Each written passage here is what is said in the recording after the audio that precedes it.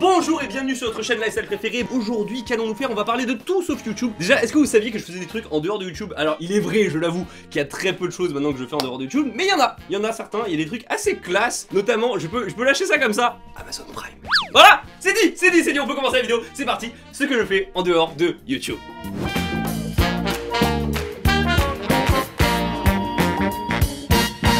Mesdames et messieurs, on va du tout commencer par Amazon Prime et bien sûr par l'ambassade. Ambassade. Comment je vais vous raconter ça? En fait, c'était en 2019, il y a Marie qui m'appelle pour un petit boulot. On dirait vraiment... En fait, c'est un peu mon agent parfois, hein, clairement Marie. Et elle m'appelle comme ça, elle me dit « Ouais, Louis, j'ai un petit boulot à te proposer. Est-ce que tu veux pas participer à un festival de films japonais ?» Et elle me dit que ça n'a absolument rien à voir avec ma fonction, entre guillemets, de youtubeur. Et j'allais devenir, en fait, un maître de cérémonie. Alors maître de cérémonie, qu'est-ce que ça veut dire? C'est qu'en gros j'allais présider Kinotaio, un festival japonais qui se déroule en France, qui diffuse plein de films japonais à travers toute la France. Et je vous avoue que ça met une petite pression. Donc voilà, je prépare un petit peu mon texte et en fait je me rends compte, mais vraiment 3 jours avant, que je vais vraiment parler devant, allez, une petite centaine de personnes en japonais. Mais en japonais, pas en japonais comme ce que je fais d'habitude dans mes vidéos en mode condition, non, en japonais Keigo. Qu'est-ce que ça veut dire? Japonais Keigo, en gros c'est en japonais littéraire ou plutôt en japonais classieux. Voilà, c'est le japonais du boulot, tu vois. Et que j'allais m'adresser, mesdames et messieurs, à qui? À des gens absolument, voilà, random, bien sûr que non. J'allais m'adresser à des réalisateurs assez connus, des acteurs assez connus aussi, mais aussi surtout à qui? À l'ambassadeur du Japon en France. Mais pourquoi j'aurais la pression, mesdames et messieurs? Bien sûr, quelle pression. Du coup, arrive le jour J, costard, cravate, clac, clac, clac. J'arrive, j'ai mon texte comme ça, c'est un texte beaucoup trop long, du coup je peux pas l'apprendre par cœur, mais je dois retenir les mots, et comme c'est du japonais que je n'ai pas l'habitude de dire, et en plus c'est ma mère qui m'a aidé à rédiger le truc et tout. Ah, c'est la PLS, mesdames et messieurs, voilà, qu'est-ce qu'il y a à dire d'autre? Ça n'allait pas bien. J'ai des vidéos de quand je suis passé, autant vous dire que ça respire le stress.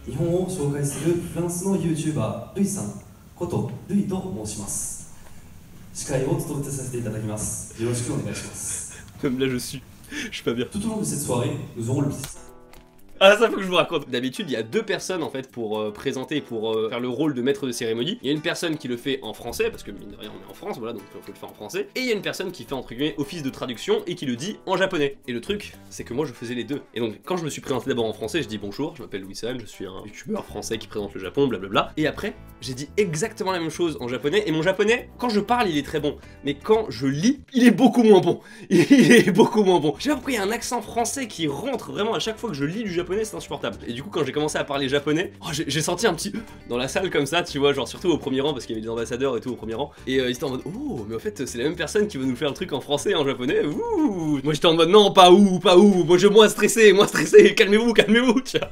Bref, j'ai réussi à faire toute la cérémonie, il y a eu des moments où j'ai bégayé, mais imaginez-vous quand même que j'avais bien 15-20 minutes de speech non-stop monologue à faire tout seul, tu vois. Autant faire du one-man show, des trucs comme ça, franchement, j'ai grave envie d'en faire et je suis assez à l'aise, j'en ai même fait d'ailleurs de temps en temps en convention, donc ça me stresse beaucoup moins. Franchement, faire le zouave comme ça devant 500 personnes, franchement maintenant ça va, détente. Par contre, présider une cérémonie...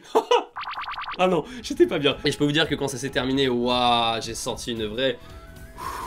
J'ai pu extérioriser ça, ça fait du bien. Consultant. Moi je suis consultant. Vous êtes consultant vous? Bah je crois pas, moi je suis consultant.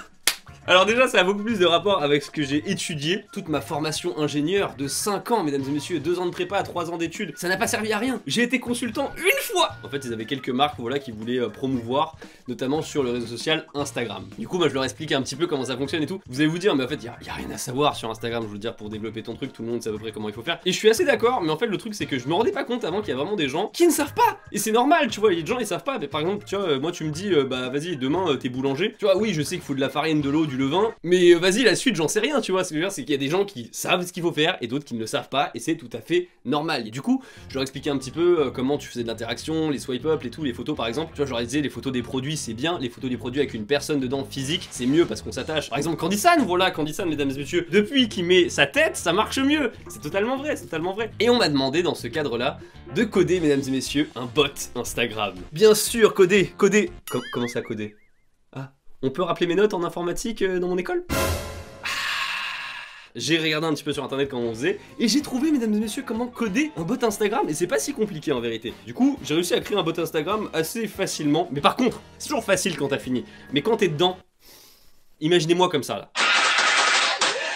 J'ai pété un câble, mesdames et messieurs, parce que j'arrivais pas à récupérer un élément en fait. C'était le bouton de like, il me semble, ou de s'abonner, je me souviens plus. Et en fait, si tu veux, tous ces boutons là, ils sont codés avec des chiffres. Par exemple, 4, 7, E, D, F, 4, J. Tu réécris ça sur ton code, et donc du coup, il va aller récupérer ce bouton là. Sauf que, je sais pas pourquoi, je réécrivais la même chose, et ça ne fonctionnait pas, et je pétais un câble. J'étais en mode, mais pourquoi ça ne fonctionne pas? J'ai 3 heures. Laisse-le-moi, laisse-le-moi. Hé, retiens-moi. D'accord. Ah, là, le chat va être intéressant. À votre avis, où est-ce que je butais? Pourquoi ça ne fonctionnait pas? Louis Turbocon, n'oubliez pas.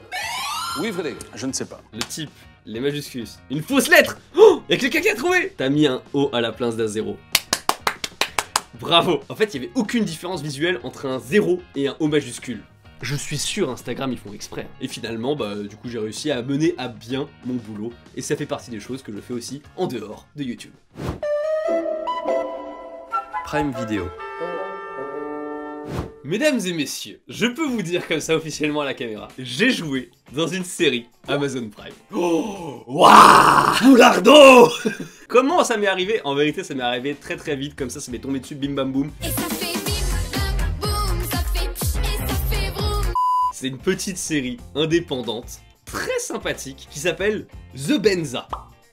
C'est un truc totalement barré à la japonaise, mais fait exclusivement par des étrangers, donc par des gaijins. Et en fait, vous allez comprendre, c'est que Chris, que j'ai interviewé dans la dernière vidéo LGBT au Japon, est producteur. La série Amazon est à lui, c'est lui qui décide vraiment de tout. Il a eu vraiment une toute petite série comme ça indépendante qui essaie de dénoncer des trucs un peu de manière un peu détournée, tu vois.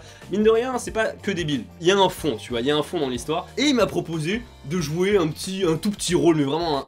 Voilà, de jouer un petit truc comme ça. Moi j'ai dit mais avec grand plaisir, écoute, si je peux apparaître et tout. Je n'aurais jamais imaginé que la première fois que je jouerais un rôle, donc un vrai rôle, c'est la première fois que je joue un rôle, ce serait ni en français, ni en japonais, mais en anglais. I would like to buy a hamburger. Vous allez vous dire mais quel rôle il a joué, ça y est, Boulardo là, calme-toi, t'as joué un figurant qu'on voit à peine dans le fond et tout. Non, j'ai quand même quelques lignes de dialogue. Faut savoir que je présente le personnage de Shaina, c'est une fille qui visite Tokyo et qui est abjecte. Elle paye même des faux fans pour faire comme si elle était super connue et tout. Et en fait, le faux fan, c'est moi. Eh franchement, est-ce que ça me va pas trop bien de jouer le rôle d'un fan? Ça je sais faire, tu vois. Elle se balade à Nakano comme ça, et à un moment en fait, je l'arrête et je lui dis non mais attendez, excusez-moi, vous êtes pas Shaina par hasard? Attends, je bégaye déjà en français, attends, comment j'aurais pu réussir en anglais quoi. Excusez-moi, vous êtes Shaina, c'est bien ça? Oh mon dieu, mais vous êtes Shaina! Oh s'il vous plaît, attendez, est-ce que vous pourriez me dédicacer s'il vous plaît ce cadre que je possède toujours sur moi? Voilà, merci beaucoup! Merci à tous. Et puis du coup c'est le vrai cadre qui a été utilisé dans la série Amazon Prime, voilà, il va laisser le garder. C'était un truc vraiment fait tranquille, je veux dire c'est une toute petite production, tu vois. Mais mine de rien, t'as un caméraman, t'as un producteur, t'as des acteurs, tu vois, tu prends du temps aux gens. Faut pas faire n'importe quoi non plus, tu vois. Et en plus, qui plus est, pour rajouter un peu de difficulté là-dedans, en anglais. Et tant pis, j'ai de l'accent français, on dit que c'est sexy l'accent français en anglais. Voilà, c'était la troisième anecdote. Peinture.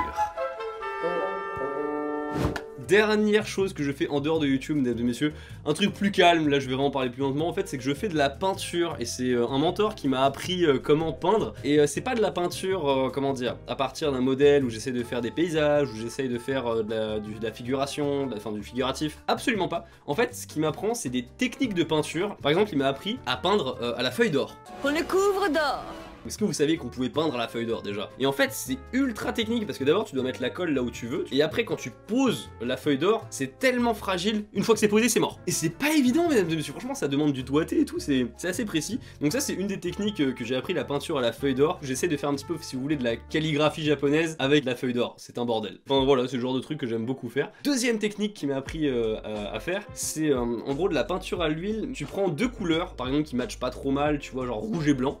À tout hasard. Le truc c'est que tu vas pas essayer de créer du orange, c'est juste que tu vas passer avec une spatule, tu vas prendre une spatule et en fait tu vas étaler mais très doucement comme ça la peinture, mais du coup ça va créer une grosse couche de peinture à l'huile au-dessus de la toile, tu arrives à avoir des trucs très très beaux, mais des images valent mieux que des mots. J'avais fait le kanji en fait de zen, mais qui est à l'envers en fait, du coup bref, il y a toute une signification aussi derrière tout ça. Et dans la circulation en fait de ce kanji là, j'ai fait une sorte de planète comme ça qui est la planète koi, enfin je l'appelais comme ça parce que ça ressemble à un koi en fait avec le mélange de rouge et de blanc à l'intérieur d'une sphère. Bah écoutez voilà, sur ce c'est tout ce que je fais en dehors de YouTube. Je fais pas grand chose non plus hein, il faut l'avouer, parce que YouTube ça prend énormément de mon temps entre la chaîne Louis San, TV Louis et Louis. Mine de rien, faut en produire du contenu. Mais voilà, à part ça, je travaille aussi parfois sur d'autres trucs purement YouTube et je voulais vous en parler ici. Surtout que voilà, Amazon Prime quand même, il y a même si c'est un tout petit rôle pété, tu vois. Et moi, je suis quand même fier, je suis quand même content. Sur ce, bah écoutez, merci beaucoup d'avoir regardé cette vidéo. N'hésitez pas à lâcher un pouce bleu et à vous abonner. Bien sûr, ici on est sur la chaîne Louis. Je vous dis à la prochaine. Tchuss.